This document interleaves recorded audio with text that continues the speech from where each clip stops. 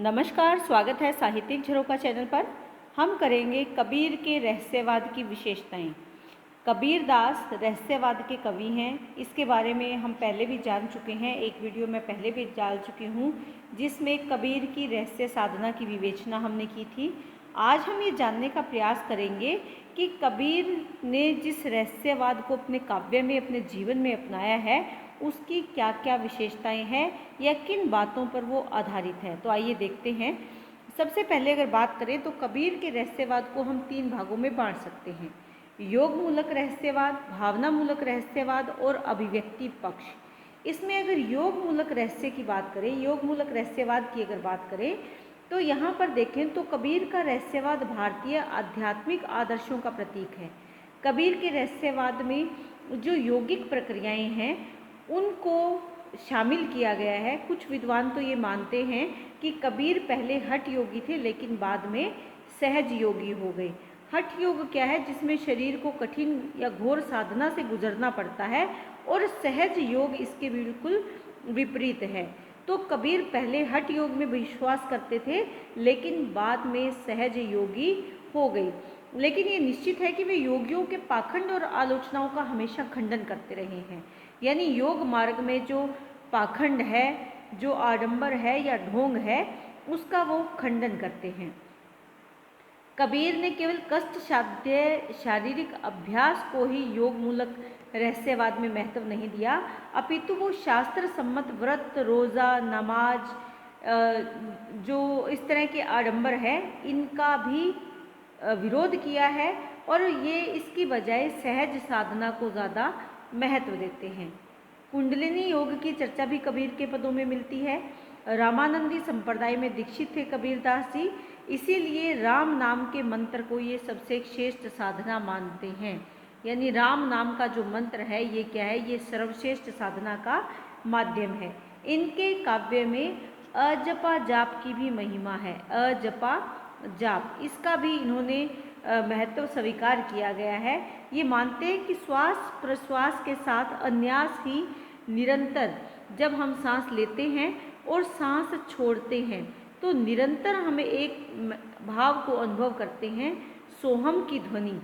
और यही ध्वनि क्या है? अजपा जाप, जिसको जपने की ज़रूरत नहीं पड़ती। हमारी प्रत्येक सांस में राम का नाम समाया हुआ है और सांस निरंतर उसे अपने आप जपती है, उसके लिए हमें प्रयास करना नहीं पड़ता। इसके लिए एक इनका पद बहुत महत्वपूर्ण है, एक दोहा बहुत महत्वपूर्ण है। वो कहते हैं कि अवधू ऐसा ज्ञान विचारी, जू बहुरी न हवे संसारी, अजपा जपत सुनी अभियंतर, तत जाने सोई। कि जो अजपा है, जिसको जपा नहीं जा सकता, वो निरंतर अंतर मन के द्वारा जब जपा जाता है वो ध्वनि अपने आप ईश्वर तक पहुंच जाती है। तो ये सोहम को महत्व देते हैं, अजपा जाप को महत्व देते हैं, हठ के बजाय सहज योग साधना को महत्व देते हैं। और सबसे अधिक महत्व इन्होंने योग साधना में भी किसको दिया है? राम के नाम के जाप को इन्होंने महत्व दिया है। शरीर को कष्ट में डालकर जो योग किया जाता है या योग साधना की जाती है, इसके ये विरोधी माने गए हैं। दूसरा आ जाता है भाव मूलक। देखिए, जो भाव है वो कौन सा भाव? अपने परमात्मा के साथ प्रेम का भाव। प्रेम के भाव के द्वारा ही परमात्मा को जीता जा सकता है, उनको अपने वशीभूत किया जा सकता है। अगर मानव मन में प्रेम का भाव है तो मानव अपने आप भगवान की शरण में चला जाता है। कबीर के रहस्यवाद में अगर हम देखें तो ज्ञान से ज़्यादा इन्होंने महत्व दिया है प्रेम को।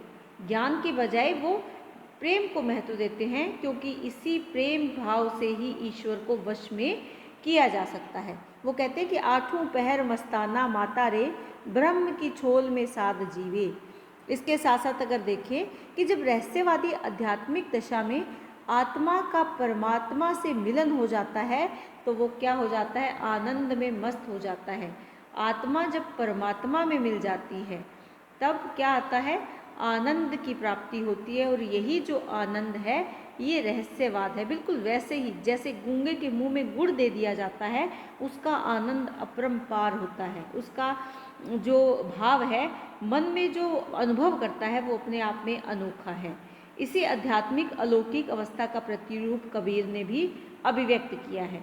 यहाँ पर वो अपनी वाणी के माध्यम से भी कहते हैं कि योगियों की नगरी बसे मत कोई, जोरे बसे सो योगिया होई, कि योगियों की नगरी में कोई आकर मत बसो, जो बस जाएगा वो अपने आप ही योगी हो जाएगा। कबीर अपने आप में मस्त हैं।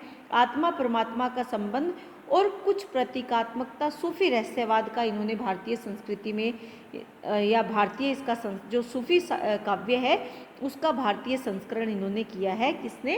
कबीर ने। तो इनका मूलतः जो भाव है वो क्या है? प्रेम का भाव है, जिसके माध्यम से आत्मा और परमात्मा का मिलन हो जाता है और उसी मिलन से जीव को आनंद की प्राप्ति होती है।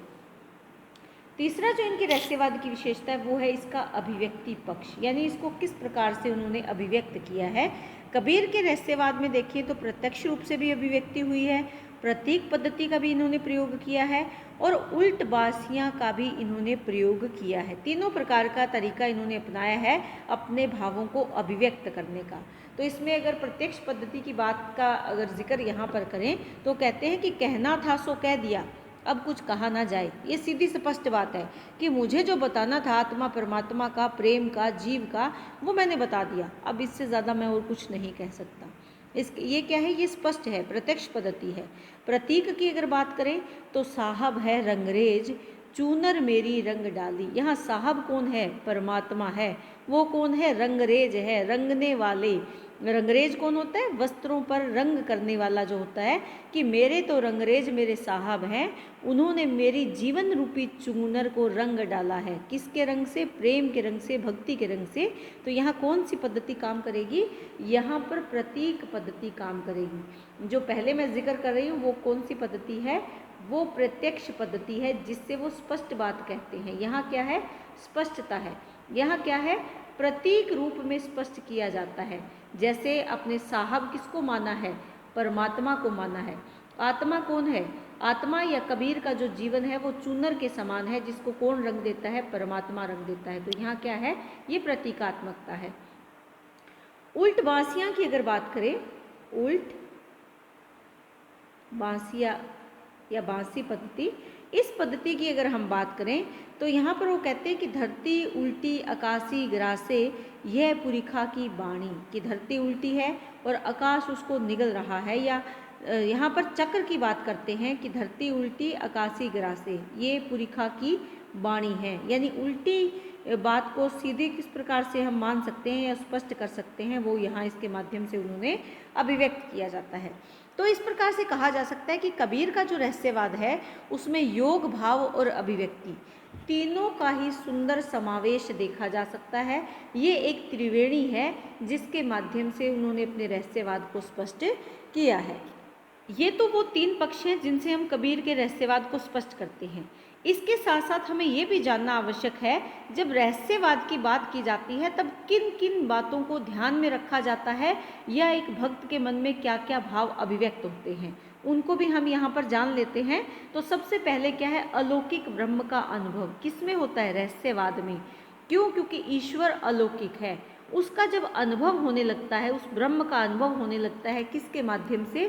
प्रेम के माध्यम से या भक्ति के माध्यम से। तो क्या है? ये रहस्यवाद का भाव है, जिसमें हम उस अलौकिक ब्रह्म को स्पष्ट करते हैं या उसके प्रति अपने प्रेम के भाव को अभिव्यक्त करते हैं। दूसरा हम यहाँ जानते हैं कि ब्रह्म का जगत के कार्यों में दर्शन।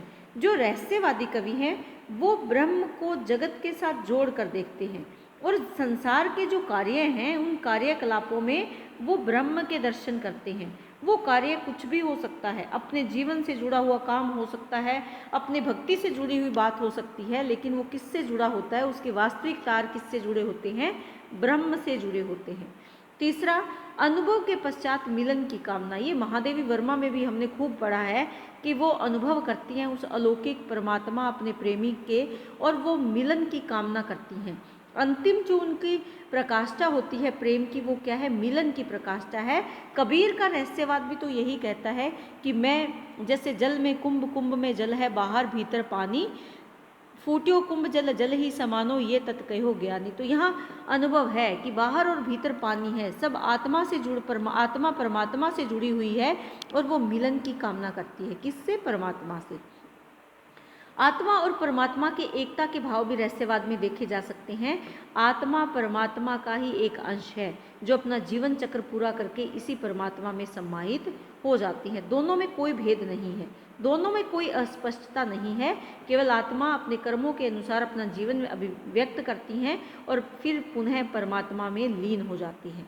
उसके बाद आता है दुख सुख की अभिव्यक्ति। किससे जोड़कर करते हैं? जो भी अपने सांसारिक दुख है सुख है उन भावों को अभिव्यक्त करने के लिए भी वो रहस्यवाद का प्रयोग करते हैं। अपने जीवन के दुखों को परमात्मा की देन समझकर उसे स्वीकार करते हैं और अपने परम परमेश्वर में लीन करने को तत्पर दिखाई देते हैं।